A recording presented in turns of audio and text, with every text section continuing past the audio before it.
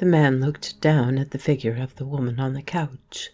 The little silver clock on the mantelpiece began to chime. He could not bear the sound of it. He flew at the clock like a madman and dashed it on the ground and stamped on it. Then he drew down the blind and opened the door and listened. There was no one on the staircase. Silence seemed now as intolerable to him as sound had been a moment before. He tried to whistle, but his lips were too dry and made only a ridiculous hissing sound. Closing the door behind him, he ran down the staircase and out into the street. The woman on the couch never moved or spoke. It was late in the afternoon. The light from the low sun penetrated the green blind and took from it a horrible color that seemed to tint the face of the woman on the couch. Flies came out of the dark corners of the room, sulkily busy, crawling and buzzing. One very little fly passed backwards and forwards over the woman's white ringed hand. It moved rapidly, a black speck. Outside in the street, the man stepped from the pavement into the roadway. A cabman shouted and swore at him, and someone dragged him back by the arm and told him roughly to look where he was going. He stood still for a minute and rubbed his forehead with his hand. This would not do. The critical moment had come, the moment when, above all things, it was necessary that his nerve should be perfect and his thoughts clear. And now, when he tried to think, a picture came before the thought and filled his mind. The picture of the white face with the green light upon it. And his heart was beating too fast, and it seemed to him almost audibly.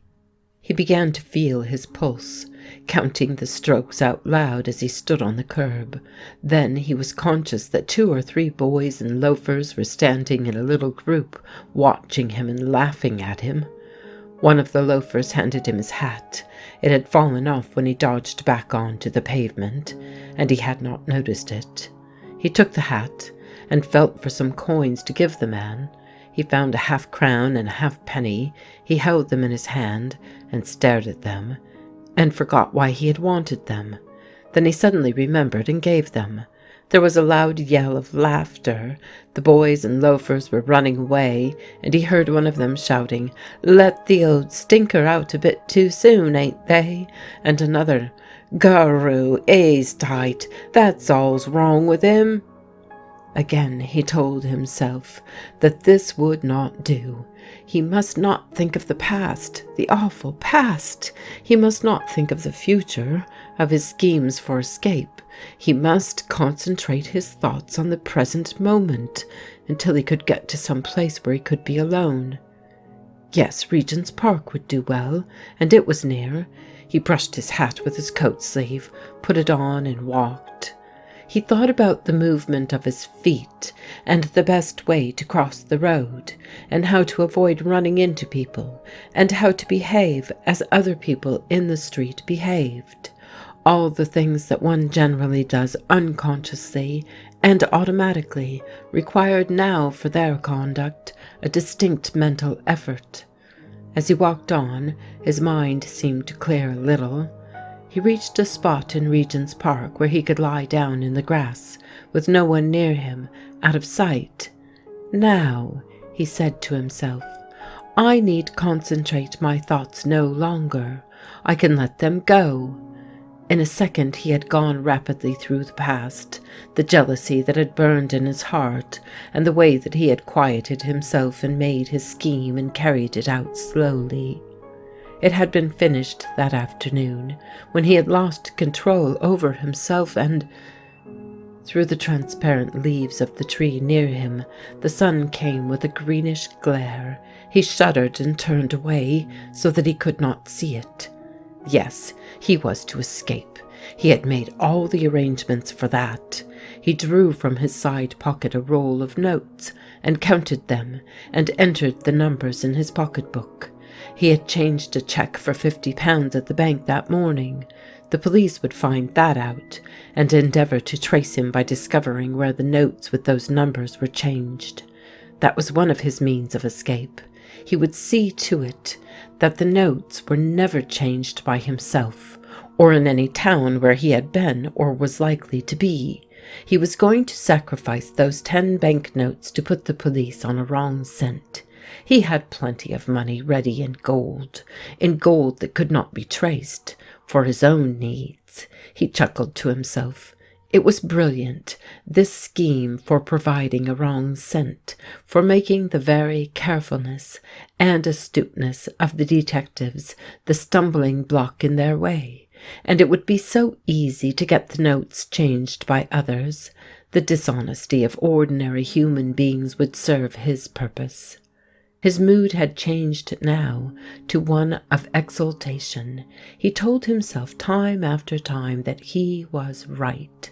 The law would condemn him, but morally he was right, and had only punished the woman as she deserved to be punished. Only he must escape. And yes, he must not forget. He looked round. There was still no one near, but his position did not satisfy him. Not a person must see what he was going to do next. He went on and found a spot near the canal where he seemed to be out of sight and more secure from interruption. Then he took from his pocket a little looking-glass and a pair of scissors. Very carefully he cut away his beard and mustache that hid the thin-lipped wide mouth and the small weak chin. He cut as close as he could, and when he had finished he looked like a man who had neglected to shave for a day or two. A barber would shave him now without suspicion. He was satisfied with the operation. The glass showed him a face so changed that it startled him to look at it. He glanced at his watch. It was time to start for the station, where his luggage had been waiting since the day before, if he meant to get shaved on the way there. He walked a little way and sat down again. How well everything has been thought out, he said to himself. With a new name, and in another country, without that drunken, faithless, beautiful woman, he would grow happy again. He had only meant to sit down for a minute or two, but his thoughts rambled and became nonsense, and suddenly he fell into a deep sleep. He had been overtaxed. An hour passed. The train that he had intended to take steamed out of the station, and still he slept. It grew dusk, and still he slept. When the park keeper touched him on the shoulder, he half woke and spoke querulously. Then consciousness came back, and slowly he realized what had happened. As he walked slowly out of the park, his mind refreshed with sleep, he for the first time realized something else. In the awful moment when he had left the woman, he had broken down and forgotten everything. The bag of gold was still lying on the table of the room with the green blind. He must go back and get it. It would be horrible to re-enter that room, but it could not be helped. He dared not change the notes himself, and in any case that amount would be insufficient. He must have the gold. It added, he told himself, slightly to the risk of discovery, but only slightly. His servants had all been sent out, and were not to return until 9:30. No one else could have entered the house. He would find everything as he left it, the gold on the table and the figure of the woman on the couch. He would let himself in with his latchkey. No passer-by would take any notice of so ordinary an incident. He had no occasion to hurry now, and he turned into the first barber's shop that he saw. His mind was as alert now as it had been when he first formed his scheme. "Let me have your best razor," he said. "My skin's tender. In fact, for the last 2 or 3 days I haven't been able to shave at all." He chatted with the barber about horse racing, and said that he himself had a couple of horses in training. Then he inquired the way to Piccadilly, saying that he was a stranger in London, and seemed to take careful note of the barber's directions. He walked briskly away from the shop towards his own house. A comfortable-looking, ruddy-faced woman was coming towards him. A shaft of green light from a chemist's shop window fell full on her face as she passed, and the horror came back upon him. It was with difficulty that he checked himself from crying out. He hurried on, but that hideous light seemed to linger in his eyes and to haunt him. "Keep quiet," he kept saying to himself under his breath. "Steady yourself, don't be a fool." There was an Italian restaurant near, and he went in and drank a couple of glasses of cognac. Then only was he able to go on. As he turned the corner where his house came into sight, he looked up. All the house was dark, but for one great green eye in the center that looked at him, there were lights in that room. He stood still close to a lamp-post, just touching it to keep his balance. He spoke to himself aloud. "It's green. It's green. Someone's there." A working man passed him, heard him mumbling, looked at him curiously, and went on. The great green eye stared at him and fascinated him. Then other lights darted about, red lights, white lights. Someone must be going up and down the staircase and passages. Had she got off the couch? Was the dead woman walking? How his head throbbed!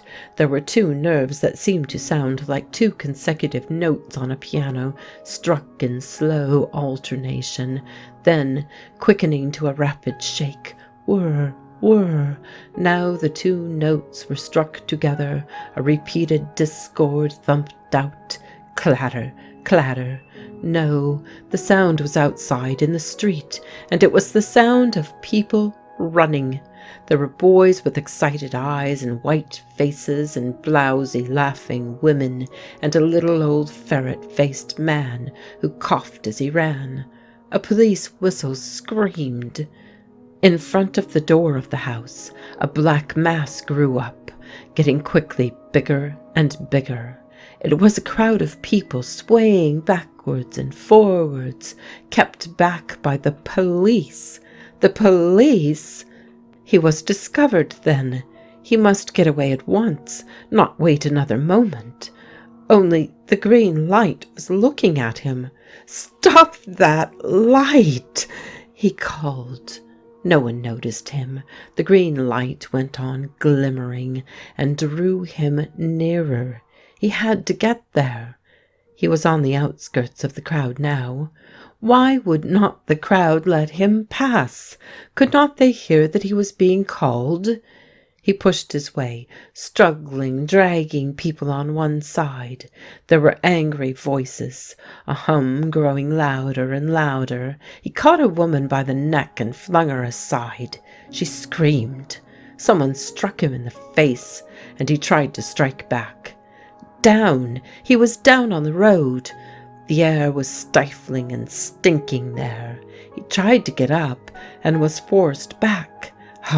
Now he was up again, his coat torn off his back, muddy, bleeding, fighting, spitting, howling like a madman.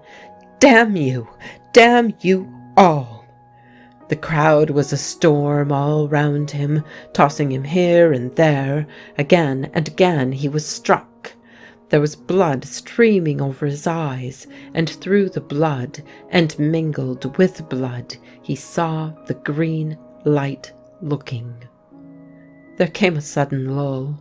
A couple of policemen stood by him, and one of them had him by the arm and asked him what he was doing. He began to cry, sobbing like a child. "Take me up there," he said, panting, "where the green light is. It's the dead woman calling." The policeman stood for a moment, hesitating.